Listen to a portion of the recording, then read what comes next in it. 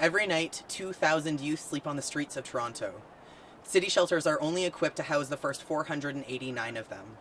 Reverend Evan Smith shares her journey of queer homelessness in a time that was not yet ready to house her, something she's determined to work to change.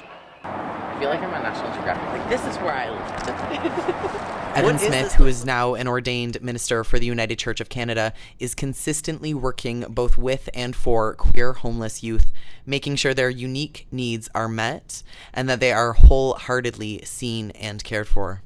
What is Covenant House in Toronto? So Covenant House is the first shelter that I came to when I moved to the city, and I came there because I had seen the advertisements on TV back in my hometown, and I felt like it would be a safe space that could help me sort of get back on my feet. But as I started to come out more and more as queer and get connected into Toronto's LGBT community, the support waned at Covenant House until finally they found an excuse to discharge me in the middle of the night and send me to an adult women's shelter. Hoping to find refuge within the highly publicized queer community of Toronto, the 1990s saw many homeless queer youth flocking to town in hopes of obtaining the freedom of expression and acceptance. City services were not yet prepared to deal with or acknowledge the unique struggles these youth may face. If you came out, you were kicked out.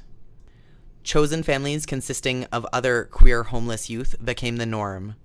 These groups of teens had no home to return to, perhaps no loving and accepting parents, no roof over their heads. For street youth in the 90s, being a squeegee kid was a way of life. Squatting in abandoned buildings gave way to consistency and at least allowed for a territory and space to call home. So I ended up living in the Rooster Squat because shelters were just so homophobic, so a lot of us came down here. The Rooster Squat, which still stands today, has now been deemed a historical building. It is both living proof of how far Evan has come and how far we as a community still need to go.